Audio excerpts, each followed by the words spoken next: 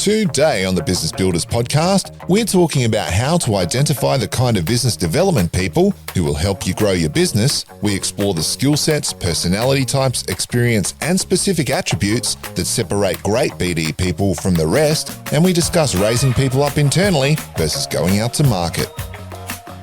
Well, welcome to the Business Builders podcast. We are your hosts. I am Brenton Gowland. And I'm Ron Tomlin. Excellent to be here again this week, Ron. And wasn't it great to have Bill Caskey from the United States with us last fortnight? Yeah, to hear his insights into business development and sales, someone who has such experience in helping people in those areas. Great to get his perspective on things. Absolutely. And if you had a listen to that episode, we'd encourage you to check out their podcast, which is the Advanced Selling Podcast, so you can hear a bit more of Bill Caskey. And I guess the thing we've been learning about this whole topic is business development and sales is such a huge area of every business, because if we didn't have sales, we wouldn't have businesses. And you've got that famous little quote about the 3 roles of a CEO, yes? Yes. Chief team builder, chief strategist, and chief salesperson. Chief salesperson. And I think we were talking about even people like Steve Jobs a few weeks back, and the fact that he spent about half or more than half of his time in the marketing and sales function of Apple to really get them on the right track and the right message, and really fulfills that saying you were talking about. But on that, because we've been exploring BD so much, the importance of these to the company means you really need to invest in finding the right people to help you with that if it's not you running it, because there comes a time when the CEO needs to expand the team. Yeah, and that's the first question, I suppose, when to start looking for a BD person. And it is when, in my experience, owners and operators of a business are the chief salesperson, chief business development person, until the business grows to a point where they can't do it all themselves. So that's what we're going to be talking about today. So today is going to be all about finding great BD people for your businesses. But let's start with our sponsors. So, Ron, we have Business Builders, SA Business Builders. And that's been an institution that's been running here in Adelaide, South Australia, if you're listening internationally, for a long while now. It's about getting CEOs and young guns together and getting them to cross-pollinate and to build good business relationships, CEOs with CEOs, young guns with young guns, and then young guns with CEOs and CEOs with young guns. So it's about mentoring and reverse mentoring and really building a good business community. And I guess our encouragement, if you're in other states and so forth and other countries, is to find your own networks and really, really encourage you to get into business mentoring and find people that can actually speak into your professional life as well. And Adaptco. Which is me, which is where we come in and we operate as your chief marketing officer. And our job is to make your marketing function work for your business to increase your revenue. Literally, like we're talking about with this episode, that sales is a very important function of a business, and you wouldn't have a business without selling whatever it is that you're selling. And to do that effectively, your marketing function needs to grow and grow and grow and get more efficient and more efficient. And that's what we help you do. So there are sponsors, Adaptco and SA Business Builders. Great. So let's get started. Yep. So you were saying, Ron, that there comes a point when you need to start looking for a BD person. Can you talk to us about that a bit? Well, I mean, when you're growing a business, and this is all about growing businesses, oftentimes it starts with one person who gets a couple of people around them, usually in the operational area. And as a result, the person who fulfills the business development role is usually the owner-operator, the CEO, managing director, whatever you want to call them. And so they're the person out there representing the organization, looking for new opportunities. And that never goes away. But it gets to a point where there just are too many things in the business going on that you can rely on the owner-operator being the rainmaker for the business. And at that point, it is at that point where to continue growing, it has to move beyond the owner-operator or the owner of the business to help have help in representing the organization out in the business community or out in the community in general. So then you need to start thinking about, well, what sort of business development person, what do I need? What sort of skills do I need? All the questions that come to mind. And so I suppose the question that most people have is, when do I need to bring a business development person on? It's when you can't do it yourself anymore. Yeah. And there's another string to that story, and that is businesses that have been around a long time and have been existing on pre-existing contracts.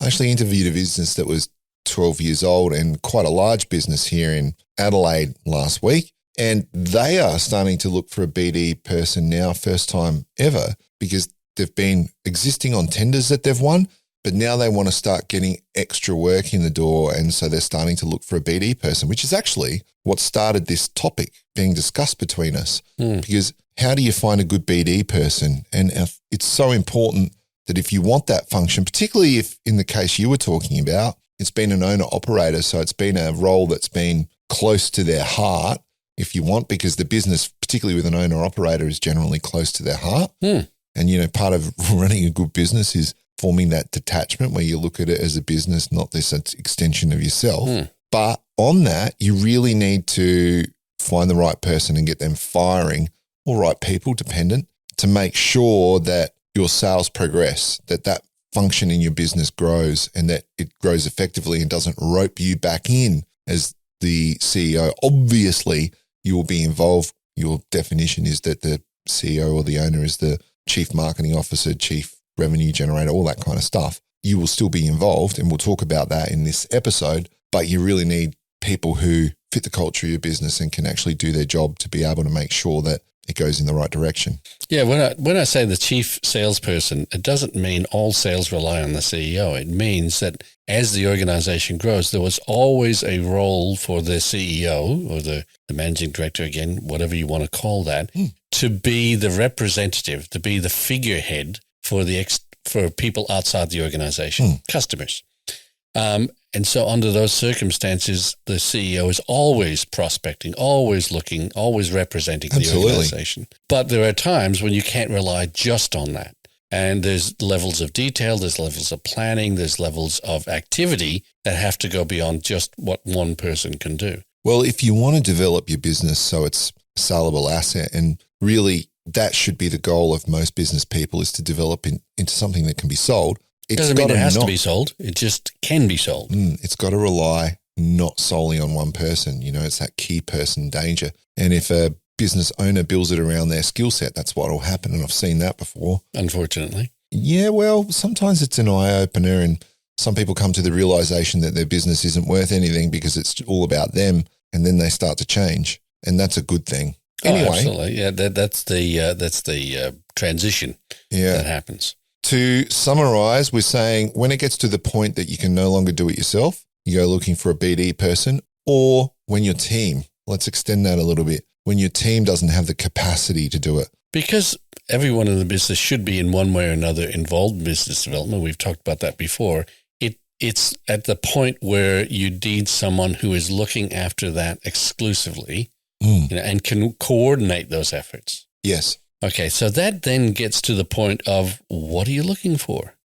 And defining what that person, that business development person needs to be capable of and what success looks like for them. Yeah, because if you don't know what they need to be capable of, how are you going to find the right person? And that will depend to a large extent on what stage your business is at, what you're asking them or what you will be asking this person to do, and what the needs of the organization are at that given time. So the key here is being very clear about what you want them to do and what the outcomes you're looking for, very clearly defining what those outcomes are. Do I want them to go out and get new business that we currently don't have in areas that we currently don't play? Do I want them to encourage existing customers to do business with us, more business with us, or do business with us in areas where they currently don't do business, but we're capable of providing them with resources? What do I want this person to do? That's being very clear about that. And it comes back to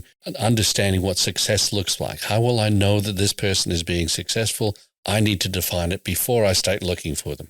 Yeah, and it also comes down to, so you've given two examples there. One is that they're just going out there turning over stones and shaking trees just to find leads. So that's one thing. And the other one is a whole nother skill set, like it's being able to develop relationships that already exist. So it's about exploration of how to improve our service and how to better serve clients and how to find opportunities with clients. So that is two very different skill sets, and they can be similar. I would say that the person who can do the latter can also do the former. But then you also need to look at what kind of reporting do they need to be able to do? What kind of analytical skills do they need to have? What kind of experience do they need to have? Like, do they have to be, because we were talking about if it's selling a really bespoke engineering product, they really need to understand that product. So does that mean they need to have engineering experience in their former life, or is it independent of all of that and they're a true BD professional where, a true BD professional should be able to jump across multiple industries and learn the product knowledge as they go or, in a short period of time. And that's incredibly important that you define what skill set they need to have, and not just a wish list, but what is going to be most effective. I've heard people say, what I really need is someone with a master's degree in engineering and is fantastic at dealing with people and great interpersonal skills and huge emotional intelligence. I've got to tell you, those sort of people are rare as hen's teeth. Oh, yes. To be able to have the capability of being highly analytical and highly emotionally intelligent, those sort of people don't exist a lot. Usually they fall on one side or the other. So to ask somebody who is capable in both areas, you're going to either find it very difficult to find them, or they're in high demand, and so you're going to have to either pay a lot for them or go looking in a whole bunch of different areas to find them because they're rare. So being clear about the specifics of what you're looking for and how much am I willing to put out to get those specifics, that's incredibly important up front. Or do you make them yourself? And we talked about this a bit, and that is, do you employ someone from within the business or, step them up? Or do you find someone from another business who's got the technical skill set and then the right set of attitudes that they can actually learn? Because oftentimes, and Ian Tennant spoke about this, is that they trained him up. He was an IT professional and they put him through courses and they trained him. And they obviously saw traits in Ian that led towards him being able to have an aptitude for this job. And now, look, again, if you're wondering who Ian is, go back, I think it's to episode 25, or I think 25 was Ian Tennant. Mm-hmm. So episode 25 of the podcast, we interviewed Ian Tennant about his views on business development and a bit about his journey. He's in professional business development, dealing at a very high level, but he came from being technical. So I think most people do. I think most people come from a technical area of technical expertise. And this is something we could talk about in another podcast. In a lot of situations, people start with a technical or functional capability. You start as an engineer, you start as a technician, you start as a welder, you start with some type of technical expertise, and you develop into things like salespeople. You develop into leaders, you develop into supervisors, you develop into managers, which are other skill sets based, but most people are based in one core functional area and develop into that. And I think BD is the same. Having said that, it's not always the case. I know examples where they've become professional BD people, and usually because they've had a very social role within their current organization. They've started in sales and they've developed skills along the way. So it's either or. But general rule of thumb is people who are very good at selling in your industry know their product inside and out, and most BD people have a background. But that then speaks to one of the most important things about finding the right BD people is, I guess, the attributes and the attitudes that you need to look for to be able to find someone who's going to either grow into that position or fit in with your company. And look, let's be frank, most people, unless you're paying a really handsome fee and you're a really attractive company, finding a perfect mix of those skill sets is going to be pretty difficult. It's going to be a compromise always. Yes.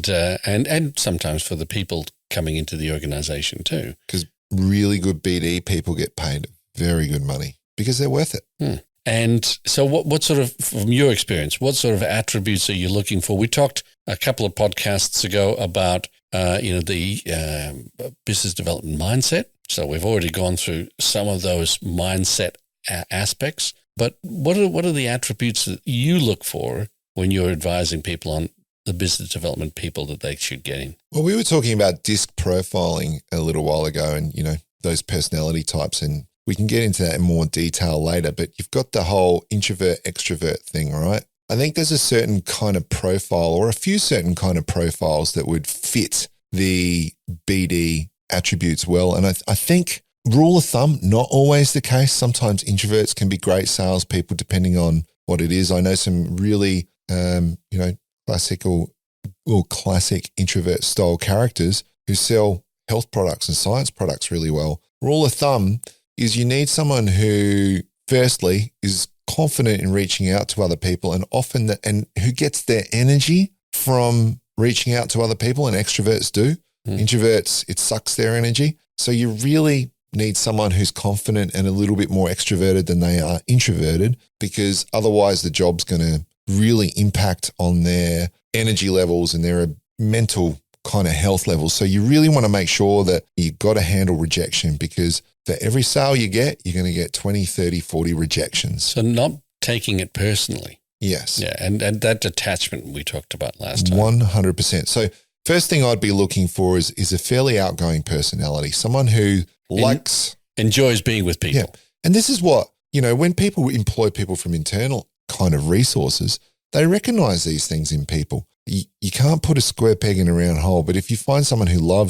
is confident having conversations, likes interacting with people, they don't need to be the biggest noise in the room, because sometimes that can be a real negative because it puts people off. But they enjoy talking with people. They enjoy getting to know more people. They enjoy being curious, as we've said before. So they've got the mind where they want to learn. So I think for a BD person, firstly, a more extroverted personality, a comfort level with other people, curiosity, a wanting to learn, and a passion for other people really, and finding out what their problems, likes and dislikes are. There are a few baseline kind of things. Yeah, I think the other thing too is the willingness to be persistent.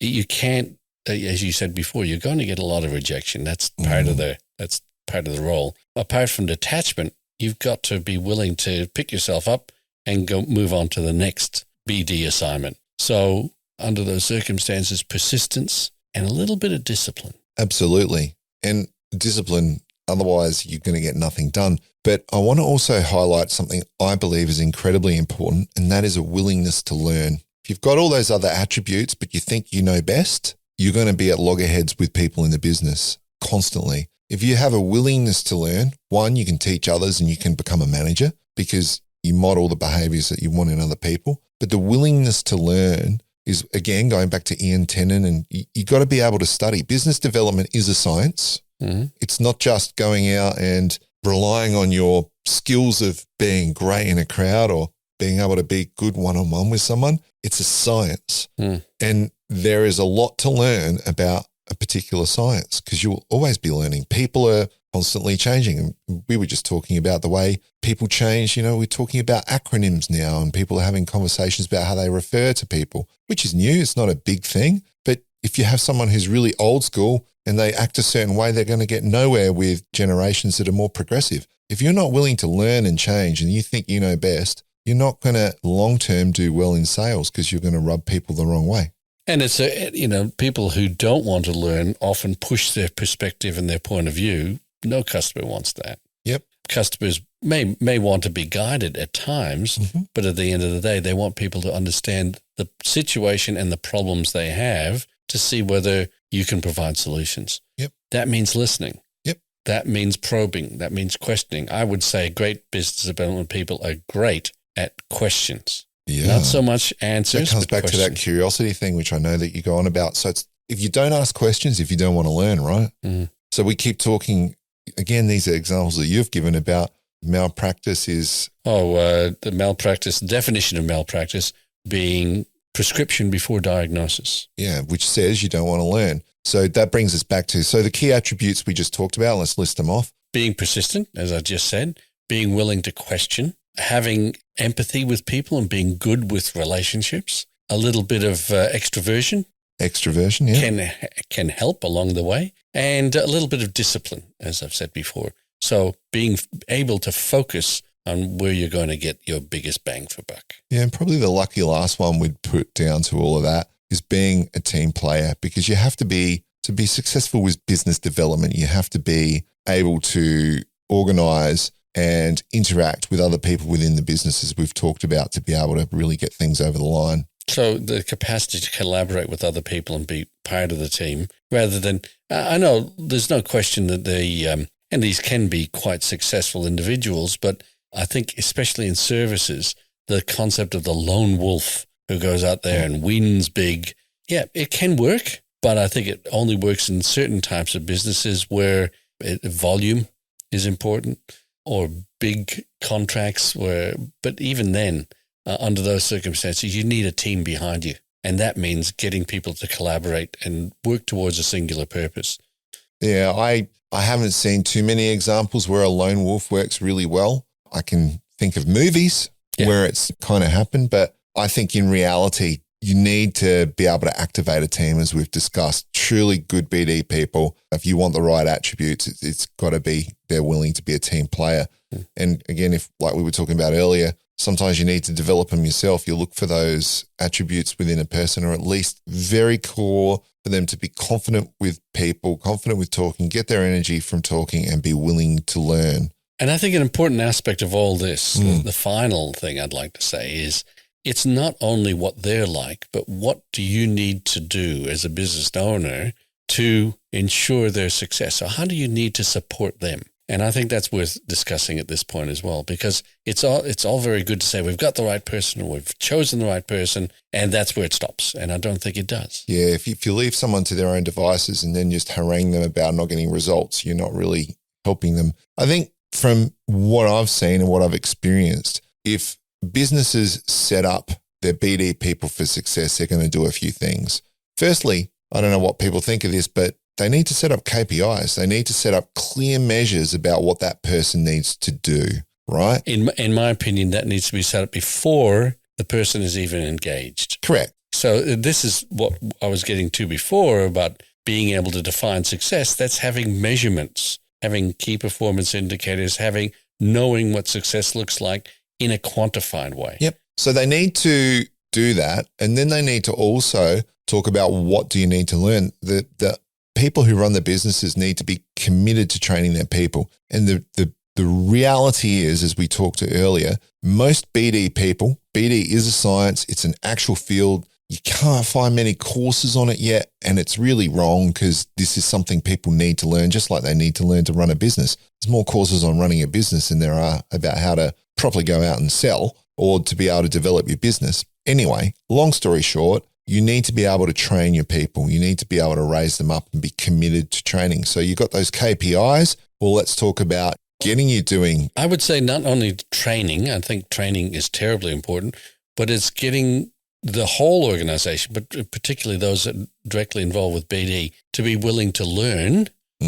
And, whether that is going to a training course or whether it's learning as a group, the concept of learning within an organization and reflecting on what's worked and what hasn't and building a capability on the basis of those reflections. So this goes to the whole thing about organizational learning and how important it is, especially in areas experiential like business development, how important it is to build a body of knowledge within the organization about things like business development, what works, what doesn't work. Yep. So from, again, back to the business owner's point of view, so we've set up KPIs, we're committed to training. As a business owner as well, or person leading the business, I'd be making sure that they had a weekly BD meeting. So if you just put one BD person on, to your point, and if the one BD person is all there is, I would put in maybe your account managers, a couple other people who have front-facing roles with clients, and establish a meeting cadence. Now, the BD person should probably call for that themselves, but you as a business owner need to make sure that every week there's a meeting, that there's some sort of reporting mechanism. I also believe that if you want to set your BD people up for success, give them the right tools. You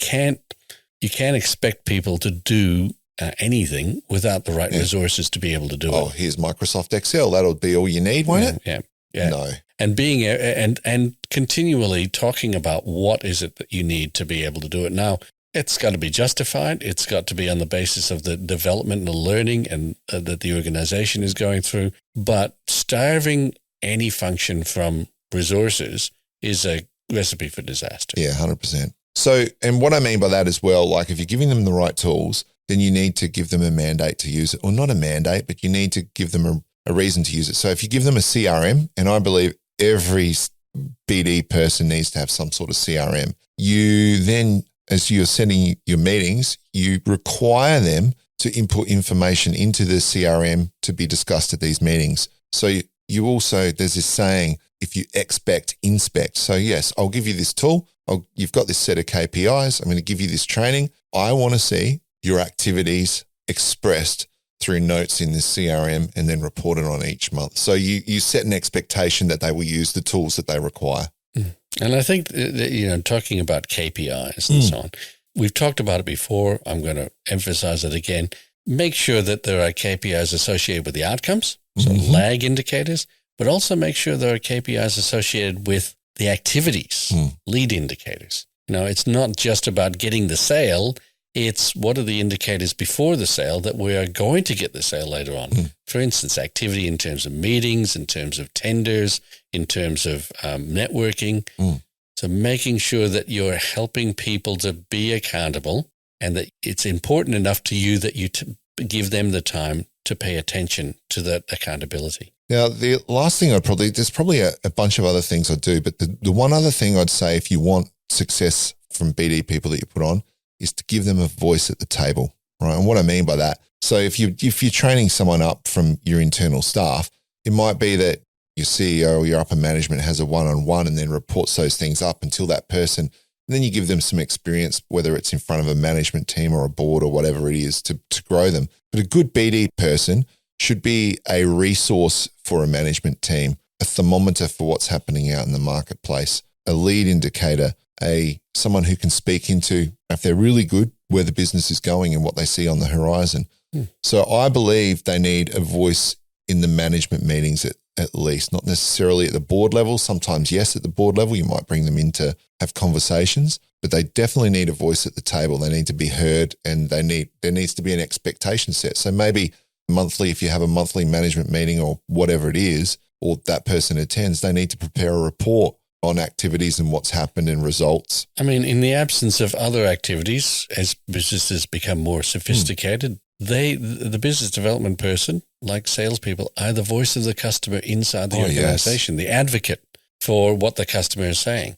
You need to be willing to listen to what that person is saying. And if that BD person, let's say they might not be running a team or whatever it is, but they would also listen internally to the account managers and what's being said. So yeah, that's probably a wrap. Like that's a fairly big chunk of different bits and pieces for what do we look for when we're looking for good BD people. Hopefully there's something in there. I'd also like to hear from some of our listeners about what they found, because this is our perspective. It's an informed perspective, but there are other perspectives that are out there that would, I think the rest of our listeners would be interested in. Oh, yeah. So if you've got some attributes or specifics about what you're looking for in BD people and what you've found works, we'd love to hear about it. Because to that point, both Ron and I are committed to learning. That's absolutely So we'd make good BD people, would we? Well, I hope so. I think there's really something in that. We always need to learn. So the whole mentoring, reverse mentoring thing, but it would be great to, and I think we'll look at this moving forward to your point, is, developing more community around even this podcast, because we've been just talking this morning that we've got listeners from all around the world, and we've been watching that kind of grow recently, which has been great to see. And it'd be nice to get some conversations going. So we'll explore that, and maybe in a couple of months we'll create a platform where people can actually share and talk and so forth. But in the meantime, wow, you can find us on LinkedIn. And people have. Oh, yes, they have. So that's good. It's goodbye from me. Oh, you're just going straight to the goodbyes. Goodbye to all of you who are listening. We will see you in a fortnight, and we look forward to hearing from you in the meantime. So it's goodbye from me. And goodbye from me. Bye. Bye.